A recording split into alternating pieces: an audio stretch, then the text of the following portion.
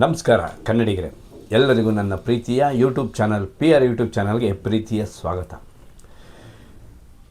ಕನ್ನಡಿಗರು ಎಂದೂ ಮರೆಯಲಾಗದಂಥ ಚಿತ್ರ, ಕನ್ನಡಿಗರ ಅಸ್ಮಿಯತೆ ಚಿತ್ರ, ಕನ್ನಡಿಗರ ಸ್ವಾಭಿಮಾನದ ಚಿತ್ರ, ಕನ್ನಡಿಗರ ರಾಜರ ಪ್ರಥಮ ಚಿತ್ರ.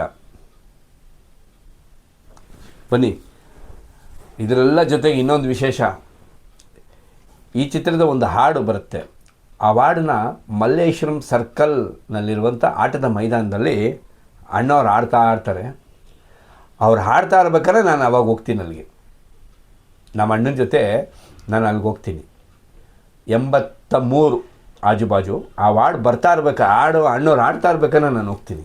ಯಾವುದು ಆ ಚಿತ್ರ, ಯಾವುದು ಆ ಹಾಡು, ಸಂಪೂರ್ಣ ಆ ಚಿತ್ರದ ಮಾಹಿತಿ, ಆ ಚಿತ್ರದ ರೆಕಾರ್ಡ್ಗಳನ್ನ ಇವತ್ತು ನಾನು ಹೇಳ್ತೀನಿ. ಇದು ಕನ್ನಡಿಗರ ಅಸ್ಮಿಯತೆ ಚಿತ್ರ. ಬನ್ನಿ ಏನು ಅಂತ ನೋಡೋಣ. ಕನ್ನಡಿಗರು ಮರೆಯಲಾಗದಂಥ ಚಿತ್ರ. ಕರ್ನಾಟಕದ ಪ್ರಪ್ರಥಮ ಚಕ್ರಾಧೀಶ್ವರ ಮಯೂರ ವರ್ಮನ ಬಗ್ಗೆ ಬಂದಂಥ ಚಿತ್ರ. ನಮ್ಮೆಲ್ಲರ ಪ್ರೀತಿಯ ಆರಾಧ್ಯ ದೈವ ಅಣ್ಣವ್ರ ಅಭಿನಯದ 159ನೇ ಚಿತ್ರ ಮಯೂರ ಚಿತ್ರ ಬಿಡುಗಡೆಯಾಗಿ ಇವತ್ತಿಗೆ 50 ವರ್ಷಗಳು. ಅಂದು 12/9/1975 ಶುಕ್ರವಾರ ಚಿತ್ರ ಬಿಡುಗಡೆ ಆಯಿತು. ಇಂದು 12/9/2025 50 ವರ್ಷಗಳು. ಕನ್ನಡಿಗರ ಅಸ್ಮಿಯತೆಯ ಸ್ವಾಭಿಮಾನದ ಸಂಕೇತವಾದ ಚಿತ್ರ ಮಯೂರ ಬಿಡುಗಡೆಯಾಗಿ ಇವತ್ತಿಗೆ 50 ವರ್ಷಗಳು. ಬನ್ನಿ, ಈ ಚಿತ್ರ ಹೇಗಾಯಿತು, ಈ ಚಿತ್ರದ ದಾಖಲೆಗಳು, ಇದನ್ನೆಲ್ಲ ನಿಮಗೆ ಇದು ಹೇಳ್ತೀನಿ. ಈ ಮನೆಯಲ್ಲಿ ಹಳೆ ಪೇಪರ್ಗಳು ಕಾಲಿಸಿಸೋದು ಈ ಥರದ್ದೆಲ್ಲ ನಾವು ತೂಕಕ್ಕೆ ಹಾಕ್ತೀವಿ. ಅದೇ ಥರ ಸುಮಾರು ಒಂದು 68-69ನೇ ಇಸ್ವಿ ಸಮಯದಲ್ಲಿ ಅಮ್ಮವ್ರು ಏನು ಮಾಡ್ತಾರೆ, ಮದ್ರಾಸ್ನ ಮನೆಯಲ್ಲಿದ್ದಂಥ ಹಳೆ ಪೇಪರ್ಗಳನ್ನ ತೂಕಕ್ಕೆ ಹಾಕೋಕ್ಕೆ ಎಲ್ಲ ರೆಡಿ ಮಾಡಿ ಇಕ್ಕಿರ್ತಾರೆ. ಆ ರಸ್ತೆಯಲ್ಲಿ ಹೋಗ್ತಿದ್ದಂಥ ಒಬ್ಬ ಕಾಲಿಸಿಸ ಪೇಪರ್ ಮಾರುವ ವ್ಯಕ್ತಿಯನ್ನು ಅಮ್ಮವ್ರು ನೋಡಿ ಕರೀತಾರೆ, ಬಾಪ ಈ ಪೇಪರ್ಗಳನ್ನ ತೊಗೊಂಡು ಹೋಗು ಅಂತ. ಅವನು ಕೈಯಲ್ಲಿ ಚೀಲ ಎಲ್ಲ ಇರುತ್ತೆ. ಅವನು ತಗೊಂಡು ಮನೆಯೊಳಗೆ ಬರ್ತಾನೆ. ಮನೆಯೊಳಗೆ ಬಂದಾಗ ಆ ಪೇಪರೆಲ್ಲ ನೋಡಿ ಅವನು ತೂಕ ಹಾಕೋಕ್ಕೆ ಎಲ್ಲ ರೆಡಿ ಮಾಡ್ತಾ ಇರ್ತಾನೆ. ಅಮ್ಮ ಅವ್ರು ಏನು ಮಾಡ್ತಾರೆ, ಕೂತಿರ್ತಾರೆ ಅಲ್ಲೇ ಮುಂದೆ. ಅವನು ಆ ಚೀಲದಲ್ಲಿ ತಂದಂಥ ಹಲವಾರು ಪುಸ್ತಕಗಳಿರುತ್ತೆ, ಅದನ್ನೆಲ್ಲ ಕೆಳಗೆ ಸೋರಿದ್ಬಿಟ್ಟು ಈ ಪೇಪರ್ನೆಲ್ಲ ಫಸ್ಟು ಇಟ್ಬಿಟ್ಟು ಆಮೇಲೆ ಆ ಬುಕ್ಗಳನ್ನ ಇಡೋಣ ಅಂದ್ಬಿಟ್ಟು ಚೀಲದಲ್ಲಿ ಇದನ್ನೆಲ್ಲ ಕೆಳಗೆ ಸೋರ್ತಾನೆ. ಆ ಕೆಳಗೆ ಹಾಕಿದಾಗ ಅಲ್ಲಿ ಸುಮಾರು ಒಂದು 20-30 ಬುಕ್ಗಳಿರುತ್ತೆ. ಅಮ್ಮವರು ಈ ಕಡೆಯಿಂದ ತಿರ್ಗಿ ಆ ಕಡೆ ನೋಡ್ತಾರೆ. ಆ ಬುಕ್ಗಳೆಲ್ಲ ಕಾಣುತ್ತೆ. ಅಲ್ಲಿ ಕಂಡಾಗ ಅಲ್ಲಿ ಒಂದು ಬುಕ್ಕು ಅಮ್ಮವ್ರಿಗೆ ಆಕರ್ಷಕವಾಗುತ್ತೆ. ಏನಿದು ಬುಕ್ಕು ಅಂತಬಿಟ್ಟು ಅಮ್ಮವರು ಕೈ ಹಾಕಿ ತೆಗಿತಾರೆ.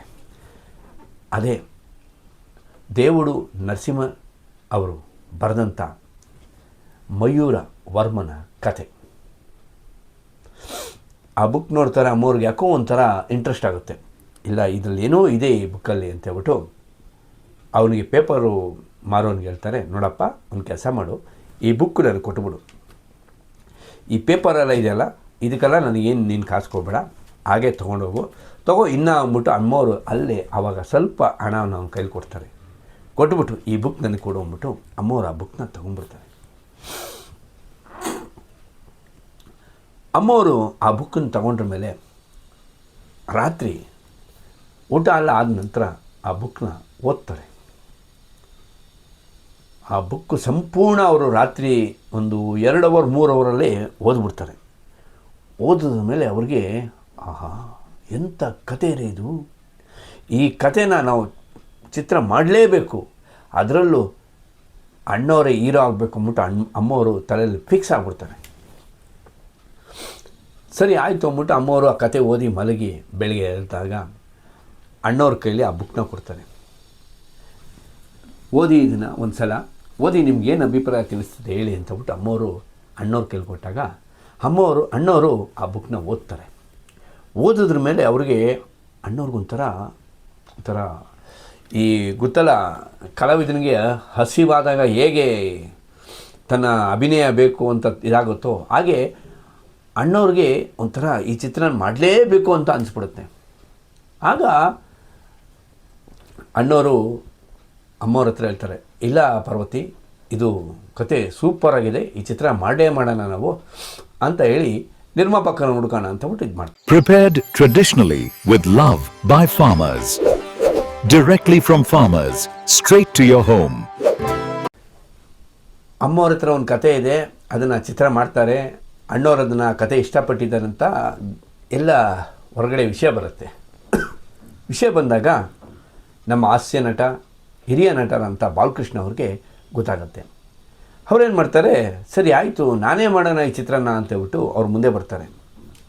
ಸುಮಾರು 70-71 ಸಮಯದಲ್ಲಿ ಅವರು ಅಭಿಮಾನ್ ಸ್ಟುಡಿಯೋ ಮೂಲಕ ಈ ಚಿತ್ರನ ಮಾಡೋಣ ಅಂತೇಳ್ಬಿಟ್ಟು ಅವರು ನಿರ್ಧಾರ ಮಾಡ್ತಾರೆ. ಕಥೆನ ಅವರು ತೊಗೊತಾರೆ, ಓದ್ತಾರೆ, ಎಲ್ಲ ಆಗುತ್ತೆ.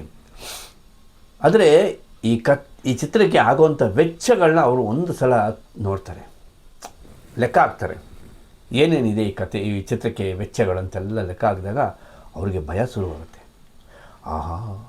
ಯಾಕಂದರೆ ಆಗಿನ ಕಾಲಕ್ಕೆ ಅದು ಅತಿ ಹೆಚ್ಚು ಬಜೆಟ್ ಆಗುವಂಥ ಚಿತ್ರ ಆಗುತ್ತೆ. ಬಾಲಕೃಷ್ಣ ಅವ್ರಿಗೆ ತುಂಬ ಇದು ಯಾಕೋ ಕಷ್ಟ, ಬೇಡ ಅಂತೇಳ್ಬಿಟ್ಟು ಅಲ್ಲಿಗೆ ಬಿಟ್ಬಿಡ್ತಾರೆ. ಮುಂದಕ್ಕೆ ಸ್ವಲ್ಪ ದಿನದ ನಂತರ ನೋಡೋಣ, ಈಗ ಸದ್ಯಕ್ಕೆ ಬೇಡ, ಆ ಬಜೆಟ್ಗೆ ನಮಗಿಲ್ಲಿ ನನ್ನ ಬೇರೆ ಚಿತ್ರಗಳಿಗೆ ಹೊಂದಾಣಿಕೆ ಕಷ್ಟ ಆಗತ್ತೆ ಅಂದ್ಬಿಟ್ಟು ಅವರು ಆ ಸ್ವಲ್ಪ ದಿನ ಅದನ್ನು ಪೆಂಡಿಂಗಲ್ಲಿ ಇಡೋಣ ಅಂತ ಸುಮ್ಮನೆ ಆಗ್ತಾರೆ. 1-2 ವರ್ಷ ನಂತರ ಅವರು ಹಂಗೇ ಸುಮ್ಮನೆ ಇರ್ತಾರೆ. ನಂತರ ಆ ಕಥೆನ ಬಿಟ್ಬಿಡೋಣ, ಕೈಯೇ ಬಿಟ್ಬಿಡೋಣ ಅಂದ್ಬಿಟ್ಟು ಬಾಳಣ್ಣವರು ಸುಮ್ಮನೆ ಆಗಿಬಿಡ್ತಾರೆ. ನಂತರ ಆ ಜಾಗಕ್ಕೆ ಬಂದವರೇ ನಮ್ಮ ಟಿ.ಪಿ. ವೇಣುಗೋಪಾಲ್ ಅವರು. ಟಿ.ಪಿ. ವೇಣುಗೋಪಾಲ್ ಅವರು ಈ ಕಥೆನ ನೋಡ್ತಾರೆ, ಅಮ್ಮವ್ರ ಕೈಯಿಂದ ಈಸ್ಕೊಂಡು ಈ ಕಥೆನ ಓದ್ತಾರೆ. ಓದಿದ್ರ ಮೇಲೆ ಅವ್ರಿಗೆ ತುಂಬ ಇಂಟ್ರೆಸ್ಟ್ ಆಗ್ಬಿಡುತ್ತೆ.